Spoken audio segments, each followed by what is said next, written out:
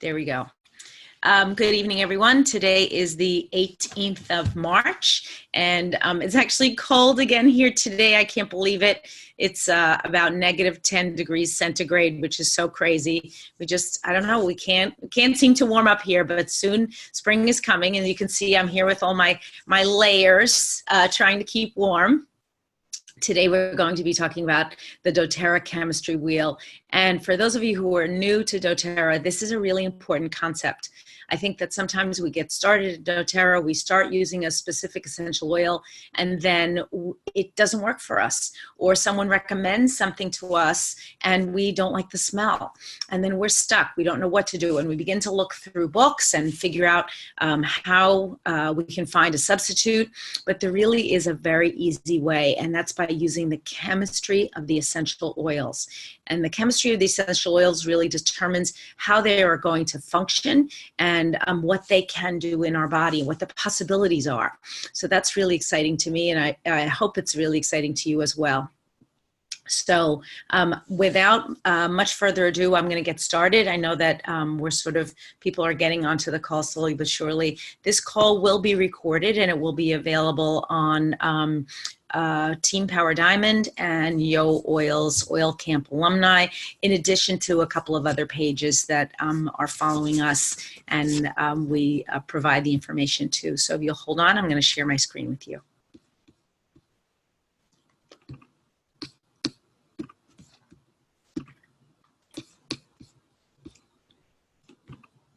Oops.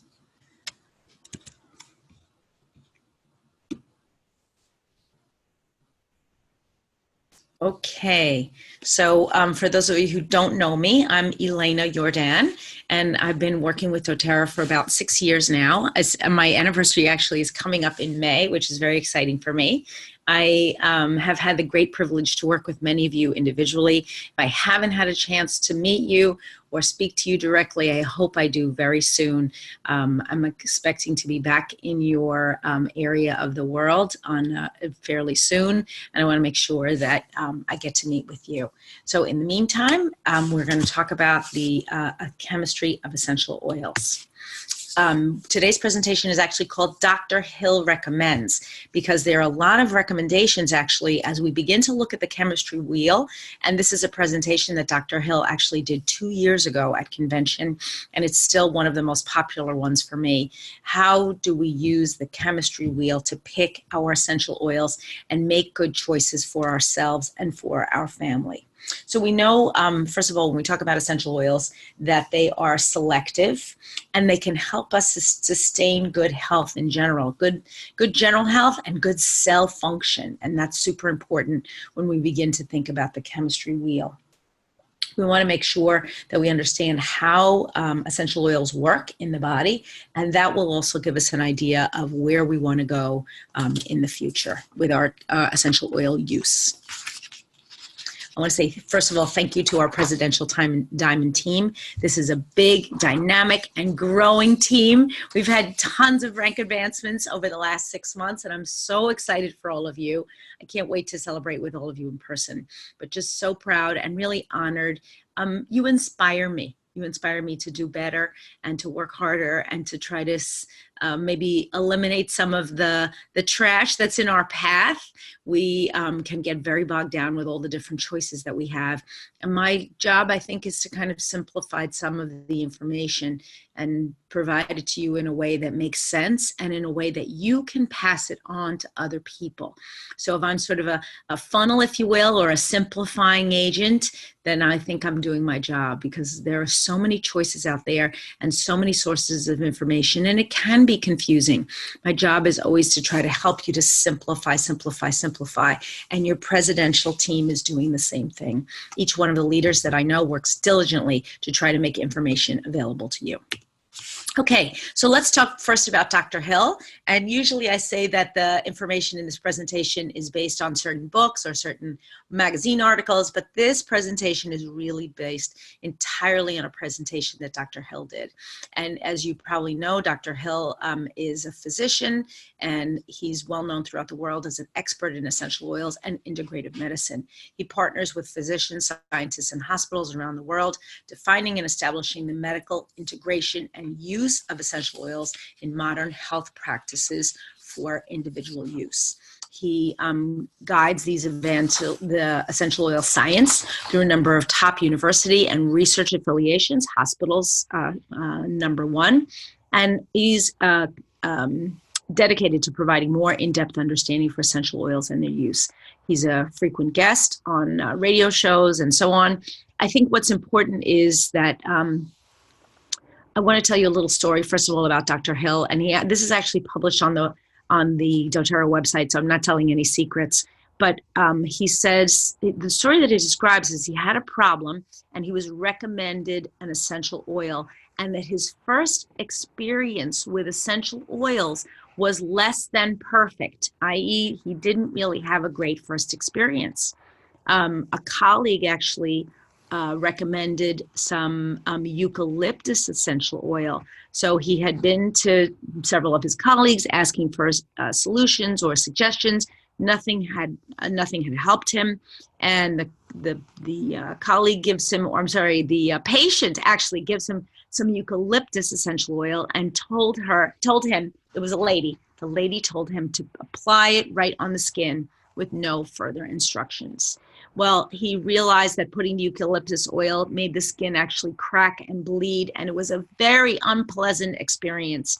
And so he went to the bathroom to wash it off, which of course made it worse because he didn't know that he should add oil and not water. And he was super angry when this happened, probably angry at the lady, angry at himself for having listened, went to the desk, took the bottle and threw it in the trash. And he determined he would never have anything to do with essential oils again. So imagine going from that first experience to where he is now.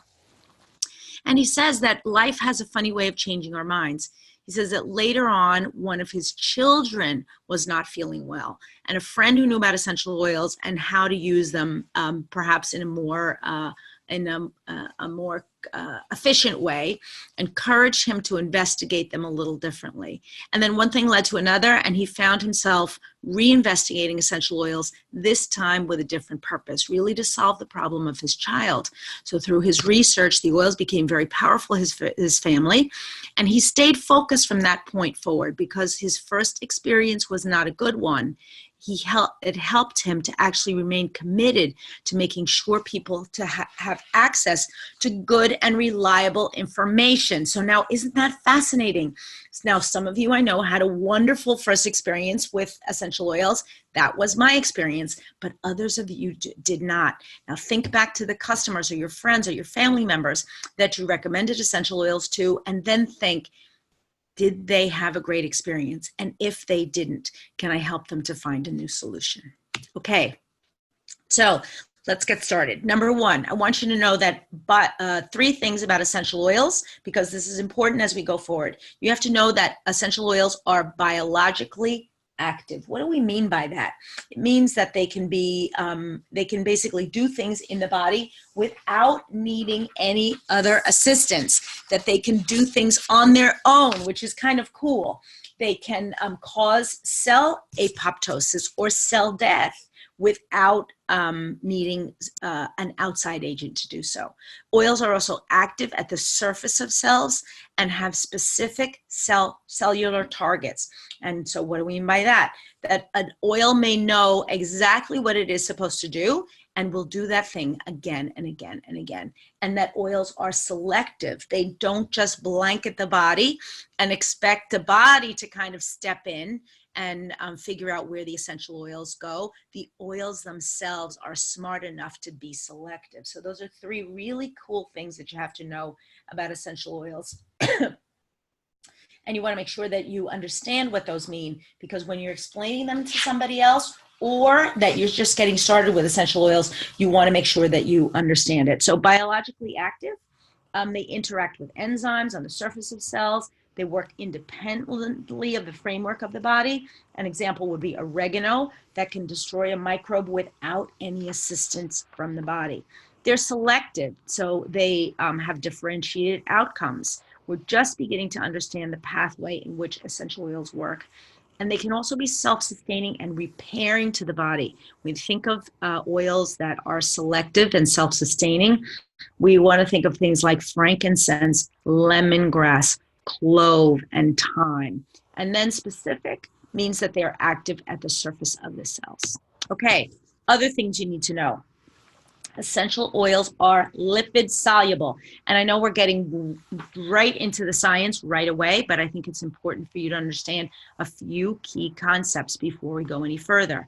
If an oil is lipid soluble, it means it can easily penetrate through membranes in the body, the blood-brain barrier, the cell membrane, and the skin. So this is very cool for us as we're using essential oils. Means they are getting to all the parts of the body, specifically where we need them to go and do their work.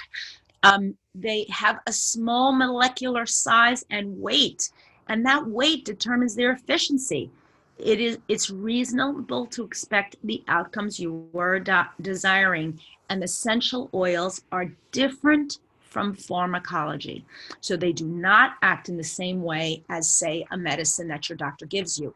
They are tiny and able to go into different, let's call them tight spaces, for one of a better place, one of a better definition. And the third thing is that essential oils provide cell signals, and cell signaling is super powerful, and yet people still think that it's a placebo effect. We can't yet explain exactly how they operate in their entirety, but not just in an individual cell, so that they can actually send cell signals, which is, in my opinion, really very interesting. And we need to know these three things. So lipid soluble means they can get around, small size and weight, same thing, and then can actually send signals. Okay. So so now let's talk about the chemistry wheel and why the chemistry wheel for us. So the doTERRA chemistry wheel is just a tool, and it's designed to help us better understand the chemistry behind essential oils. In understanding the basic chemistry of each oil, individuals can more fully understand when and how to use the oils to achieve a desired result. And I have to say, a lot of the use of essential oils that I do now is for general health support, but there have been times that I've needed essential oils to resolve different issues. And I think in those moments when I need something that will resolve a specific problem, that's when I'm turning to my chemistry wheel. Doesn't mean that I'm not using my chemistry wheel on a periodic basis or on a weekly basis, but it means specifically when I'm trying to resolve a problem. In addition to the books and other sources that I have, I'm turning to my chemistry wheel. Okay, so first of all, how is the wheel organized? The wheel is divided into two sides, the monoterpenes and the sesquiterpenes. And this is a little important, but it's going to be more important as you actually see the wheel and begin to work with it. So when you're thinking of a wheel, I want you to be thinking mentally of something that's a circle, and also be thinking of the top part of the circle and the bottom part of the circle. So the monoterpenes are the oils that have a 10 carbon backbone, and the sesquiterpenes are oils that have a 15 carbon backbone.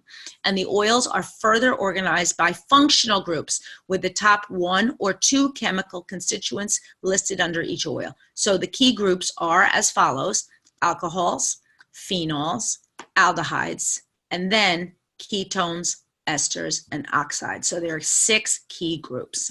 And finally, the oils are grouped according to their shared key properties. The shared key properties provide a starting point for understanding how to use the oil. So we talk about oils that are calming or oils that are uplifting. That's what we're talking about when we're talking about shared key properties. And then the combinations of these different groupings enables individuals to begin to understand the characteristics and properties of our amazing essential oils. Okay, so let's first talk about monoterpenes. Monoterpenes have the carbon chain, 2 to 5 carbon chains that are hooked together. They're the smallest of the terpenes in the essential oil family. And important when we talk about small molecular size and weight means that these oils are readily accessible. So it means they're metabolized quickly. They're also highly volatile. So it means this is a great opportunity for you for repetitive usage because they are fast acting. So when we talk about things like grapefruit, frankincense, juniper berry, cypress, and melissa, you have a problem, you want to solve that problem quickly, try one of these essential oils. They're metabolized quickly, which means they get into the body, do their work, and then are excreted. And highly volatile, we don't mean that they're going to explode, but what it does mean is that when you put them on your skin, they're going to evaporate quickly. So if you are using them topically, you want to reuse them with greater frequency. And we can see the number one monoterpene is actually grapefruit. Okay. Now let's talk about sesquiterpenes. Remember we talked about monoterpenes first. The oil is going to be divided into mono and sesqua. And now let's talk about sesqua. Sesquiterpenes are 3 to 5 carbon chains. The longer the chain, the slower the oil is metabolized. Okay, so that's a good, you want to think of mono as quick and sesqua as slow, right? When we talk about the small molecular size, when we talk about oils like cedarwood, patchouli, vetiver, ginger, ylang-ylang. These oils are focused and targeted. They have higher metabolic potential. The ability of an essential oil to have secondary and tertiary effects actually form as the oil takes time to kind of be more long-lasting in the body. And therefore, as it says here on the slide, they are more complex. Linalool, oils that contain linalool are a good example. And the longer the carbon chain, the more potential for secondary and tertiary effects, as I said. So our sesquiterpene, top sesquiterpene oils, at least for this presentation, are cedarwood, patchouli, vetiver, ginger, and ylang-ylang. And if you think of any of those oils, they tend to be a little stronger smelling. They're a little bit more bold. Vetiver, at least, is actually a very viscous oil. Think of the properties. They linger, right? If you put ylang-ylang on your skin, maybe for hours, you can still smell that ylang-ylang. And many patchouli is the same thing. They really stick with you. So our first functional group is actually the alcohols. And within the alcohols, we want to think of these oils as calming. They're soothing to the tissues. They have great cleansing properties.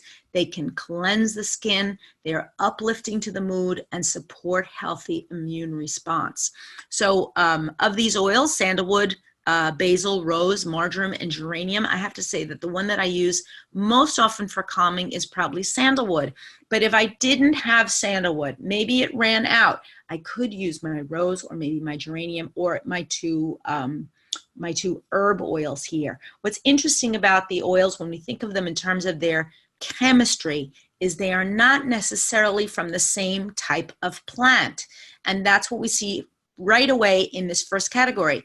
So we know that rose and geranium are both flowers. We know that basil and marjoram are both herbs. And we know that sandalwood is actually a wood. So sometimes we can look at the properties of the oils, but other times the chemistry is really much more effective in helping us to solve an issue. So these oils are cleansing and help to eliminate environmental threats, uplifting, and can support healthy immunity. Okay, our next functional group are the phenols. The phenols are actually an alcohol attached to a benzene ring, and I know that may not seem very important, but for those of you who are chemistry geeks, you're going to love the chemistry part of this presentation. They are antioxidant, cell protecting. They give relief to smooth muscles and joints. They are immune supporting. They are directed, targeted, and focused, and these are your strong cell protectors. So the antioxidant qualities and the cell protecting of these particular oils are important for us to think about if we're really not feeling well. Oils like oregano, clove, and thyme. And interestingly enough, these are the oils that we see paired in blends like GX Assist or On Guard. These are the powerhouses, if you will, that are really going to protect our cells and help us to feel better quickly. Okay, next category, aldehydes. Aldehydes with alcohols and phenols all fall into the same category. So we want to protect our immune system from environmental threats. We want to think about the aldehydes. These oils are also calming to the body, supporting healthy circulatory system and digestive systems. And they're targeted, but they also have broader effects, which is interesting because several of these oils, like cassia and cinnamon, are used for coronary health.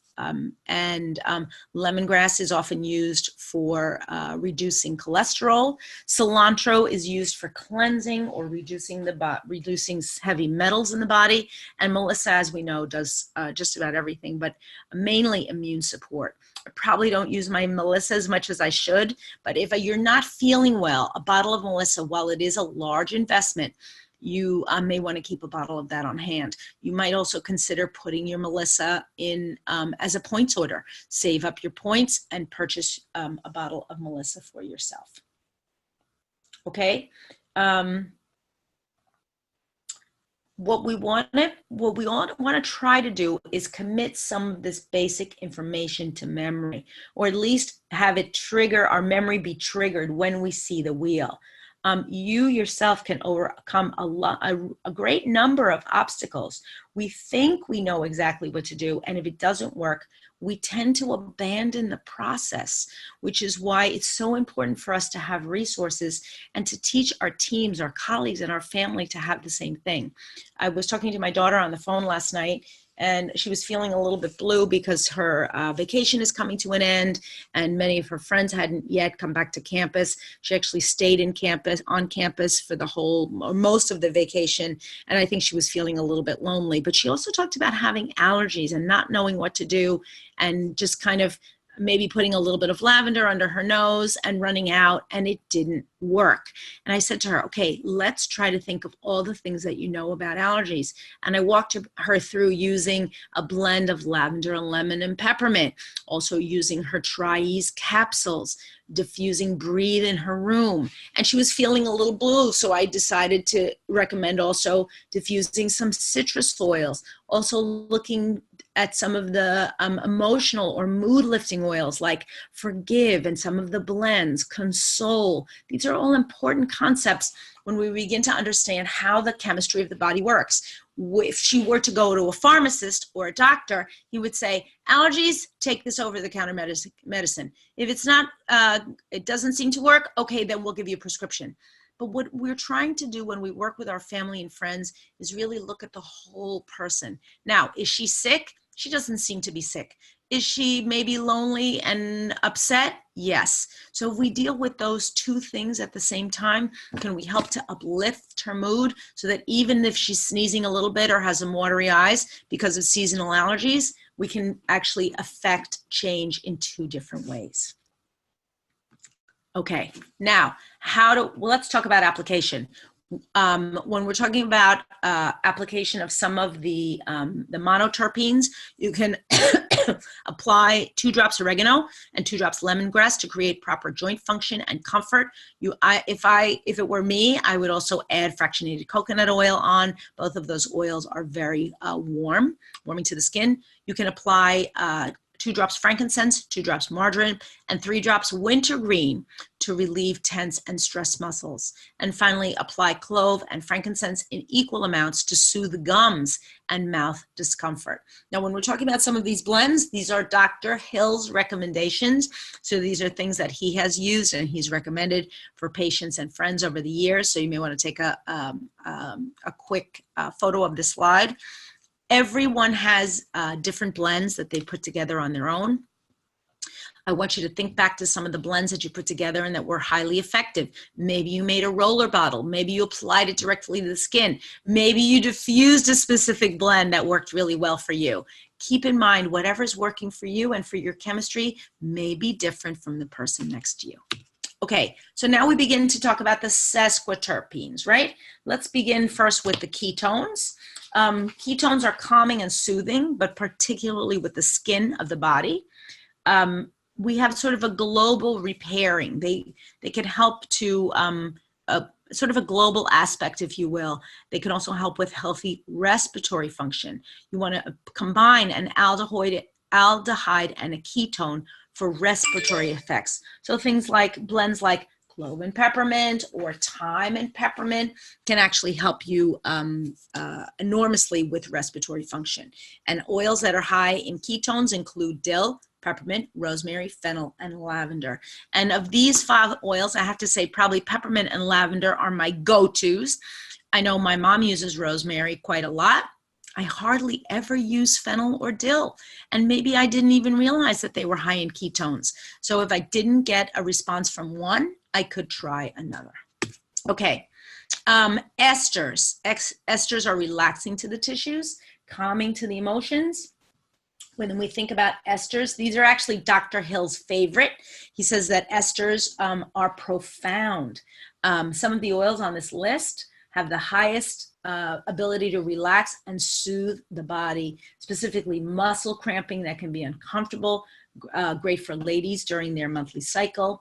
These are terrific for targeted topical application for irritated skin or irritated tissues. So I know the slide is a little cut off, so oils like birch, wintergreen, Roman chamomile, clary sage, and lavender. Now, we don't sell birch usually, but some of you have birch from having attended convention or at other times. I have a couple of bottles that I have guarded jealously.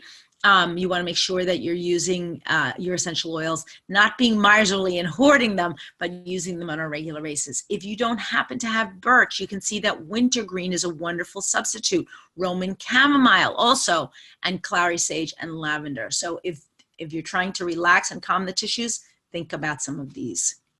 Okay, the oxides.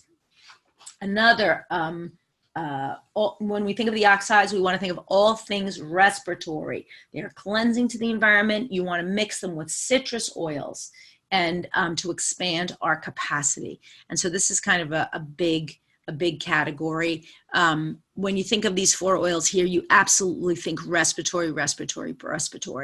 You want to also think calming to the tissues topically. So if you have any sort of inflammation, you want to blend them perhaps with a carrier oil to basically reduce inflammation. Okay, so this is the outline of the wheel. This is the wheel that I used last year, and I realized many of you couldn't see it. So I wanted, what I should have done probably in a minute, if I do this presentation again, I'm going to show the wheel first and then show the revised wheels next. So you can see, let's start with the one on the right-hand side. When we look at the sesquiterpene backbone, those are the oils at the top of the wheel. And you can see how the wheel is organized. First is the functional group, then the chemical constituent name, then the name of the essential oil, and then finally the shared key property. So on the wheel on the right, you can see the green oils are the grounding oils and the pink oils are the soothing oils. On the wheel on the left, we have starting from the top, calming, renewing, uplifting, soothing, warming, energizing, and harmonizing. And what I realized last year with this was impossible to read. So I redid the wheel and we're going to talk about it a little bit more now. Okay, great. Okay, so I hope all of you can see this a little bit better. When we look, and this wheel has also been updated to include the new oils. So when we talk about the functional group, we can see alcohols, ketones, sesquiterpenes, and esters. And then the chemical constituent name, which I have to say, I hardly ever use that. But if you are a scientist, you're going to want to have that information. And then I use the exterior wheel, which shows what the oil can do for me. So if I'm looking for an oil that is soothing, whether it's soothing to the tissues or soothing to my mind, I'm going to pick one of the oils in this exterior group, in this exterior wheel. Ylang-ylang, black pepper, copaiba, melissa, ginger, cedarwood, or myrrh. I also know that all of the oils from the ylang-ylang to the cedarwood are all sesquiterpenes. We know that oils that are sesquiterpenes are slower to be metabolized, so, and have secondary effects. So when I'm trying to look for something that's going to linger, so let's say I have pain, or let's say I have the flu, right? The flu or pain don't usually resolve themselves immediately. I want to make sure that I'm using something that's going to last, really going to stick with me. So that's a super important thing for us to think about. However, when we think about the esters, right, we know that these are Dr. Hill's favorites, that they are profound, and they are the highest level of things of oils that can give us a relaxing and soothing effect in the body, that myrrh begins to look more attractive. So look at the exterior of your wheel first and then move yourself in. How many of you have tried perhaps, I don't know, ginger for soothing, or maybe cedarwood, and have had to skip onto something else? Okay, let's look at the left side of our wheel. These are our stabilizing oils. So oils that can help to settle us, to settle our mind, to settle our body. An oil like spikenard. You may have a bottle of spikenard that you haven't touched. Bring it out. Try to look at it. Ketones, as we know, if we think of our ketones again, they're calming and soothing, particularly with the skin. And we think of the history of spikenard. It was used throughout the Bible. The stabilizing oils, as you can see, again, you have a variety of alcohols, and your alcohols are the ones that are calming, soothing to the tissues, great cleansing properties, cleansing the skin. So those are all working together. I would look certainly within the outer ring first, stabilizing, and then I would move my way in. Or I would compare the outer ring and the inner ring. So when we're looking at stabilizing, we're looking at first stabilizing, then alcohols, and then within the alcohols, we're making a second choice. Now let's go on and take a look at our monoterpene backbone. Okay, so we've got tons and tons of oils here. I want you to also consider these are all the single oils. I want you to also consider the blends. When we think about the blends, we want to think about things that contain these oils. So for example, I'm going to look from the top. I'm going to just read around. We have calming, restoring, uplifting, soothing, protecting, energizing, and clarifying. We think of calming, we think of basically calming to the tissues, and we can see that the calming oils fall into two different functional groups. They fall into the esters and a little bit into the alcohols. But as we go into we look at the esters, we can see that the esters wrap all the way around to restoring. So we could consider, if we were using, I'm looking at the calming pie wheel, and I'm looking at the Roman chamomile, and that is an ester. But let's say the Roman chamomile didn't work for me. Could I continue down into the esters and maybe look at something like Siberian fir, or helichrysum, or arborvitae, or wintergreen, or birch? Yes, absolutely I could. Now, it may not be specifically a calming oil, but it is an ester, and it is in the same category, and I might consider some of those other oils. Now, when I go down to the bottom of the wheel, and I look at the uplifting oils, what do we have there? Of course, we have all of our citrus oils: lemon, lime, grapefruit, tangerine, wild orange, bergamot, green mandarin should be in there. But we also have things like blue tansy and Douglas fir. Have we ever considered those to be uplifting? What if you don't happen to have a lot of citrus oils right now? Maybe you only brought your blue tansy with you, or maybe you're trying to figure out, what should I do with my blue tansy? I have this lovely oil. It cost me a lot of money, or I won it as a prize, or I bought it as part of points, but it's very valuable to me. Can I look around the outer ring and figure out what to do with my oils? Many of you have large collections of essential oils.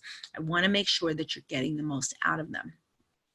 I'm going to do two more examples, and then we're going to finish this part of the presentation, and then I'm going to answer some of your questions. When we look at protecting, which is on the lower left, we have things in there like oregano, clove, cumin, cassia, cinnamon.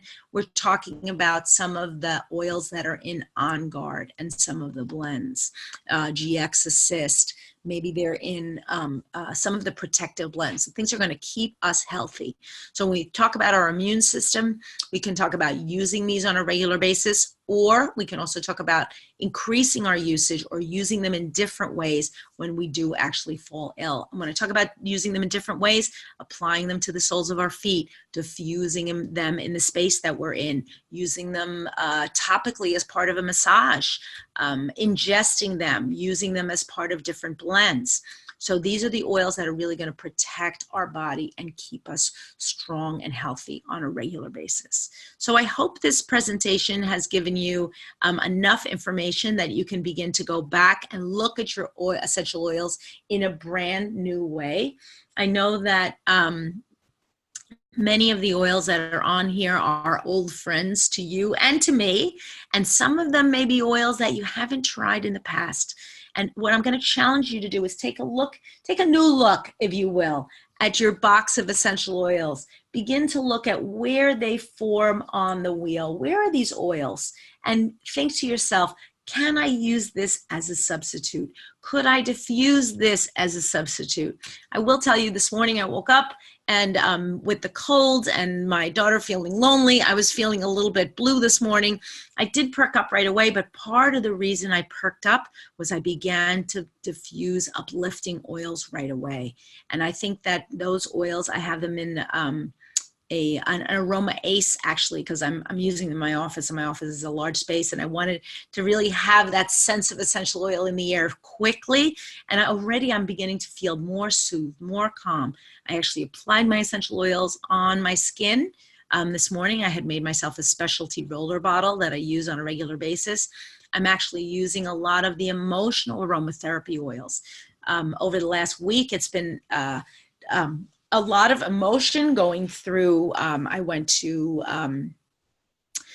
leadership, as you know. I had to attend a funeral of a friend's mother while I was there. It's been a lot of ups and downs. And I think with the weather not being so beautiful, we also, we take our cues from what we're itching to get out, and we can't necessarily because it's a little cold, or when we do get out, it's bracingly fresh, but we're also yearning for that warm weather that we haven't seen yet. So I'm going to challenge you all and take a look at this wheel. I'm going to leave it up for about 20 more seconds, 30 seconds. Look on your wheel, and in the chat, what I want you to do is take a look at, if I use oils primarily for, I don't know, uplifting, is there something else I could be using? So today's gift is actually going to be, which is not on this wheel, it's on the other wheel, Ylang Ylang. Actually, let me go back. Yep, I'm going to go back one. Here we go. Our Ylang Ylang is in the soothing category. So let's say you are a winner of an Ylang Ylang today. You'll be able to use that oil for soothing. But let's say you don't win the Ylang Ylang. What else can you use for soothing? As you can see, there are at least 6 other oils there that you can use, everything from black pepper to myrrh. So I'm going to actually, let's see if I have another slide for you. Oh, you have to always remember you are amazing. I'm so glad that you're here. Thank you so much for sharing this time with me, and have a wonderful week.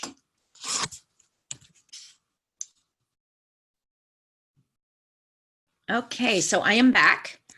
Any questions? You're using a specific essential oil. What are your questions about what you can use it for, or anybody in the chats? Go to the chat. Anybody use substitute essential oil, or did you look at the chemistry wheel and see, yes, that's something that I want to try to switch and use something else? Anyone? Oh, you're quiet today. What's happening? I'll give you another minute.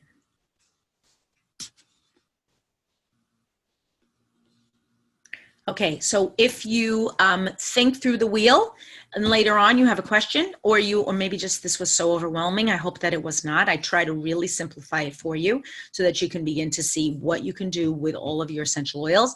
And maybe we have a lot of experienced people on here that have seen the chemistry wheel multiple times. Okay. So Joy, that's a great question, but what I'd like you to kind of think about is not which would be best. Okay, not which would be best. Look at the wheel and see what you have. So when we look at the wheel, those are great questions. So when we look at the wheel and we see what's available, right? Let's see if I can put this to see the chat at the bottom. When we look at the wheel, let's see if we can help you to answer your own questions. Let me share again. Move this over. Can I see the chat at the same time? So let me stop the recording. Hold on.